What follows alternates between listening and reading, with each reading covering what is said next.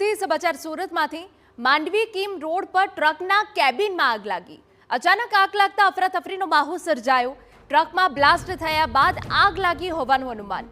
આગના કારણે ટ્રક બળીને ખાખ થઈ ગઈ હોવાની વિગત। તો આપને જે દ્રશ્ય બતાવી રહ્યા છે એ માંડવી કીમ રોડ પરના છે કે જ્યાં અચાનક ટ્રકના કેબિનમાં આગ લાગી રહી હતી। આગ લાગતા જ અફરાતફરીનો માહોલ સર્જાયો। ટ્રકમાં બ્લાસ્ટ થયા બાદ આગ લાગી હોવાનું अनुमान है, जो कि आगना कारण ट्रक बळीने खाक थई गयुं।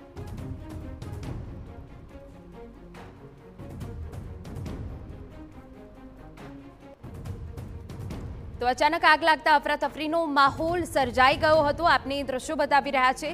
ट्रक में ब्लास्ट थयो अने ते बाद आग लागी।